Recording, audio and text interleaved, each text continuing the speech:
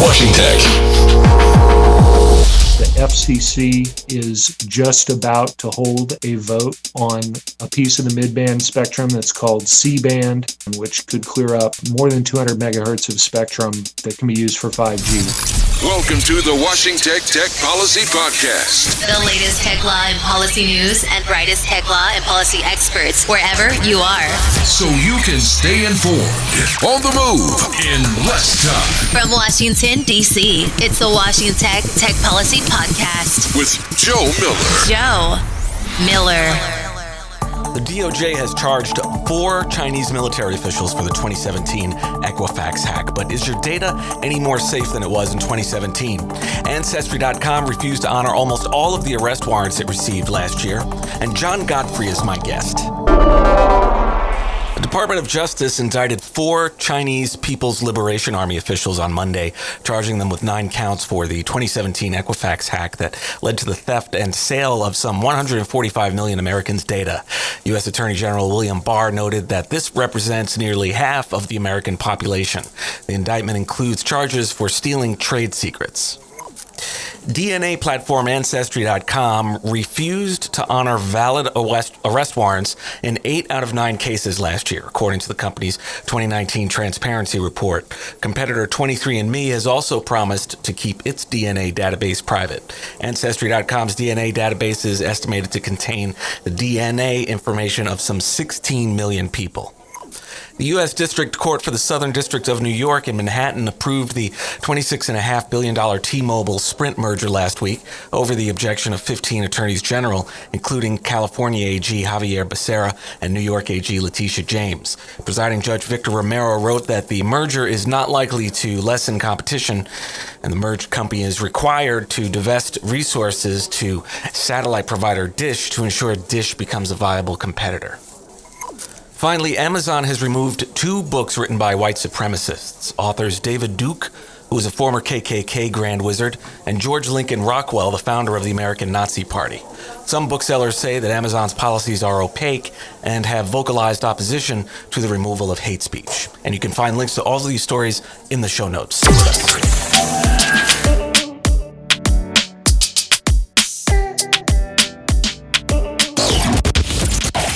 Tech policy is global policy. This is the Washington Tech Policy Podcast, serving the world.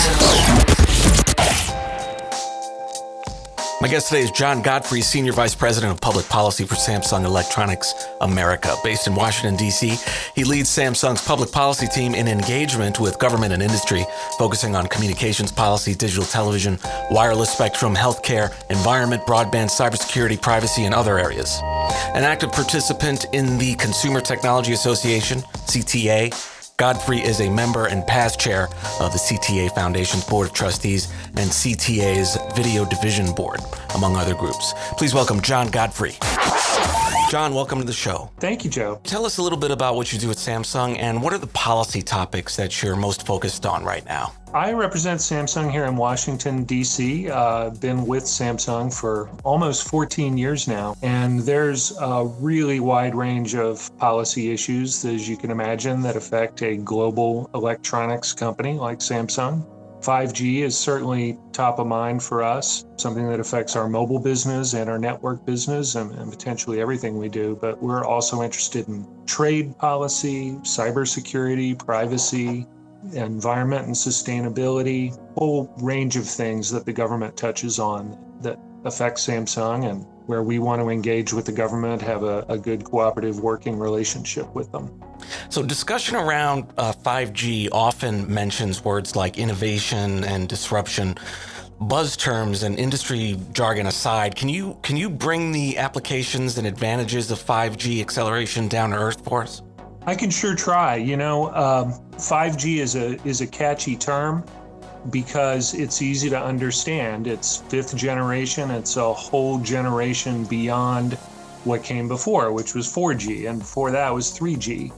And these generational changes in the mobile wireless platform really come along only about every 10 years. and they represent a pretty significant leap forward. And that spells innovation because with the new platform that gets deployed, there's a whole lot more capabilities, a whole lot more power for innovators to build on top of and build and launch new applications and services. So I can tell you a little bit about what people think 5G will be for, but then I'll tell you what I think is a more realistic answer and maybe a better answer. About what people think 5G will be for is for very, very fast downloads, very fast wireless communications, not only to your smartphone or your tablet, but also to your car, to machines. Machine-to-machine communication is one of the applications for 5G, maybe to networks of sensors deployed around smart cities or in retail stores, in factories, in smart agriculture. So think of networks of sensors and also very high-speed wireless networks. But that doesn't really get to exactly how it's going to affect people's lives and what people are going to do with it. And I like to think back about 10 years ago when 4G was coming along and people were trying to predict what it would be for. And some people were even a little bit skeptical. They said, do you really need to open your email faster than you did before or download a song faster? They were still thinking about the things that they had been doing with mobile phones in 3G. Didn't realize 4G was going to open up entirely new kinds of services that nobody had even thought of yet. Things like ride sharing or things like social networking. I guess there was such a thing as social media before 4G, but it was something you had to do when you were sitting tethered to your desktop, your laptop computer. Social networking really caught on once it was something you could carry around with you on your smartphone and always be in connection with a wireless connection that was good enough in quality for video and real-time interaction. So 4G enabled these whole new industries to appear, these whole new services to appear that were invented on top of that platform.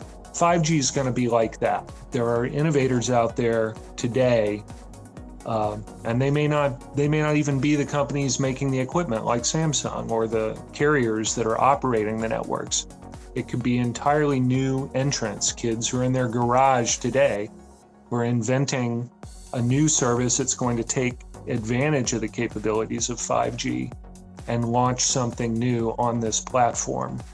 And so it's hard to predict exactly what it will be, but I think it will involve large amounts of data, very high-speed wireless connection. That brings to mind maybe telepresence, real-time video, maybe remote operation of things. It could be remote operation of robots or remote sensing capabilities. Really, really great video conferencing like what you and I are doing right now, but anywhere you go where you're within range of a 5G network. So I would think whole new companies, whole new applications are coming on top of 5G as soon as it's broadly deployed. So we're going to take a quick break here, and when we come back, we'll find out more about what 5G is going to mean for connectivity, access, and adoption. Stay with us.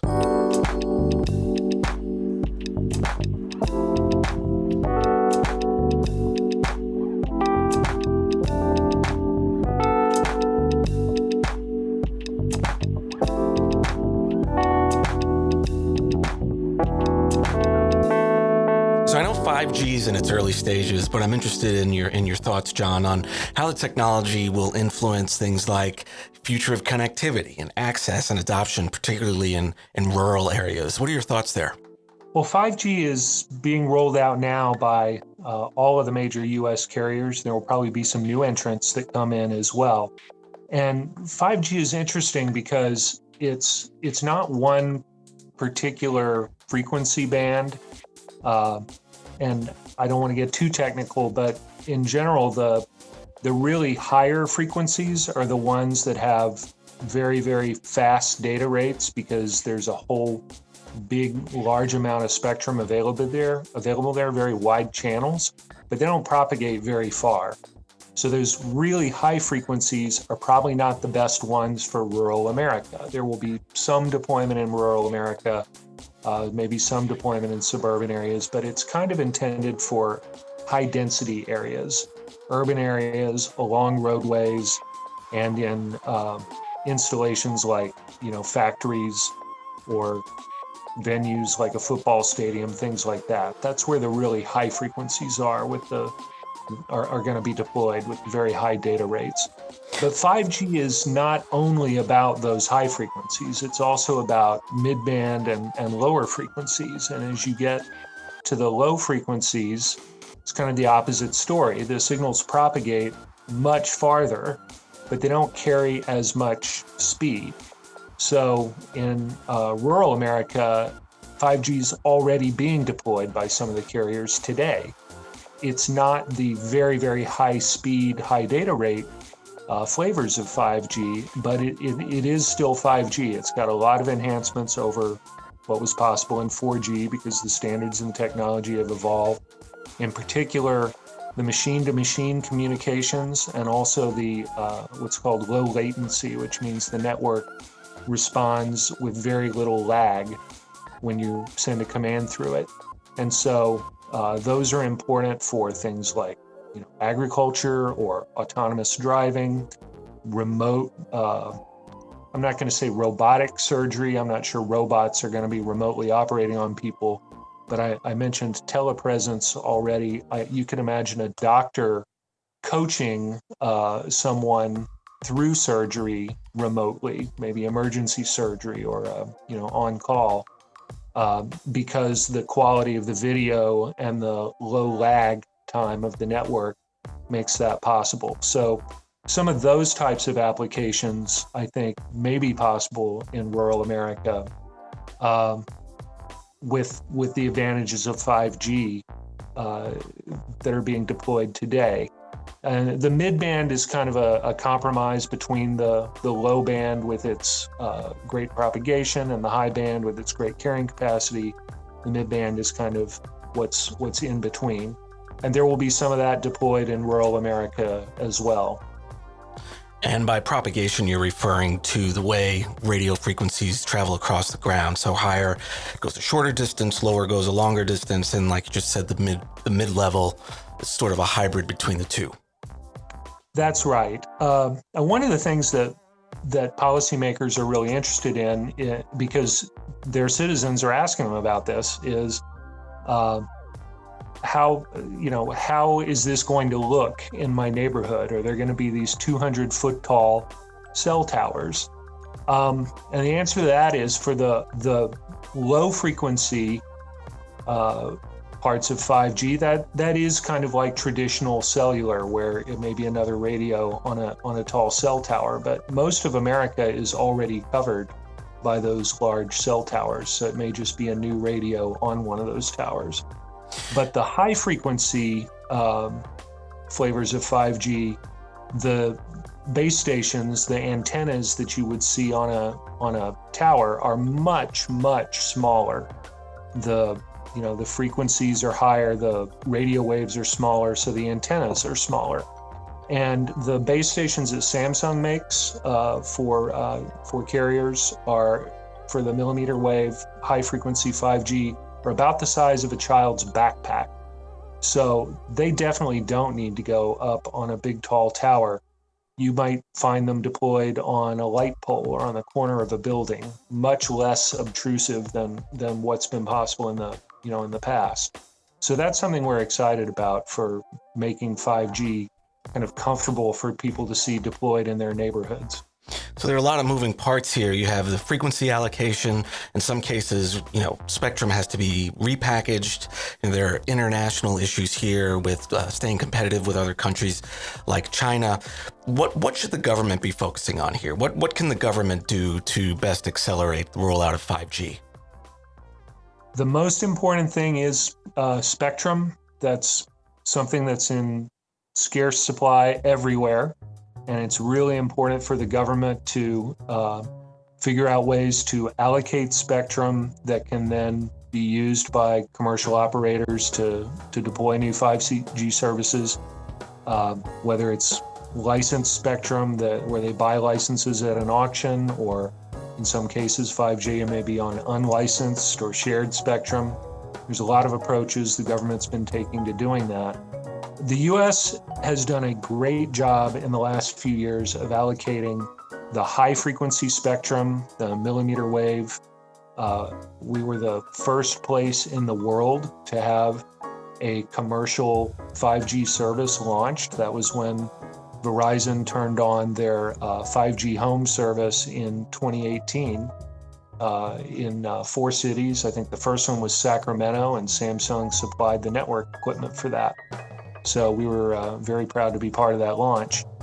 And the U.S. has also done a great job in the low frequency, but where we are falling behind the rest of the world is in the mid-band. The U.S. has really not allocated as much. Other parts of the world, like South Korea, have kind of moved ahead in that mid-band spectrum, which is sort of a sweet spot, as I was describing. Interestingly, though, the FCC is just about to hold a vote on a piece of the mid-band spectrum that's called C-band, and people have been eagerly anticipating that FCC decision, which could clear up more than 200 megahertz of spectrum that can be used for 5G. So that will help the U.S. a lot. So I talked about spectrum. The one other thing that I will mention is the deployment of infrastructure. I was describing how some people are worried about big cell towers going up in their neighborhood. That is something that is regulated by city governments. It's not a national government issue. And some cities have really embraced deployment of new networks to allow innovation to happen, brings new innovation, new companies, new jobs. Other cities, there are some cities that have really put roadblocks in the way and charge high fees for carriers to put up their cellular base stations, have zoning review requirements. And so again, what I would really like to be able to do is make sure those city governments understand that the cutting edge 5G equipment, especially the really fast, millimeter wave equipment, is super small. It's not going to be obtrusive. It's not the kind of thing that people really have to worry about having installed in their backyard. So which cities are you getting the most pushback from? Around the country, I don't have the exact list, but there are some cities that have been fighting with the Federal Communications Commission about an order that the FCC adopted that was really guiding or pushing the cities to streamline their zoning processes, and the FCC kind of took a pretty forceful stance on that. And some cities, I think it's over a dozen scattered around the country, have been suing in court to kind of overturn the FCC's authority in that area. But there are other cities that have not done that and have really raced ahead. I mentioned Sacramento already, worked very collaboratively with carriers to try and make it easy to bring in and locate infrastructure so that those cities can be among the first to get 5G investment. And that's a good proactive and positive approach. Well, thanks for your perspective here, John. This was really a great capsule summary. I know everybody's saying 5G. What is this that I keep hearing about 5G? So, aside from the capsule summary that Michael Calabrese from New America gave us on the show, which was 100 episodes ago, this has been really great. So, thank you. Do you have any final ideas you'd like to leave with the audience before we close? And where can we find you online? Well, you're welcome. Kind of the last thing I hope I'd leave you with is just make sure people know, what Samsung itself is doing in 5G. We have sold, in December, we announced we'd sold 6.7 million 5G smartphones worldwide, many of them here in the United States. We're supplying 5G base stations and infrastructure equipment for U.S. carriers and operators in other parts of the world. And we announced at the Consumer Electronics Show in January the world's first 5G tablet and the world's first 5G telematics control unit, which goes into a car and connects it wirelessly to the mobile network. And so we are all in on 5G and really racing ahead. For more information on our policy work, you can find me on Twitter at SamsungDC. That's all one word. John Godfrey, Senior Vice President of Public Policy at Samsung Electronics America. Joe, it's been a pleasure. Thank you. And that concludes episode 219 of the podcast. Thanks so much for listening. If you like what we do, we'd love to hear from you. Please take a moment to leave a review in Apple Podcasts. Give it a review. It helps others know what they can expect from the show and really helps us out. Also, March 25th, RSVP now at washingtech.com for our first inaugural conference at NYU's DC campus. We're going to talk about cybersecurity. We'll talk about 5G. We'll talk about any number of topics. You can check out more information again at washingtech.com, and that's /Tech Converge 2020. washingtech.com, Tech Converge 2020. Thanks for listening, and I'll see you back here next week. Take care.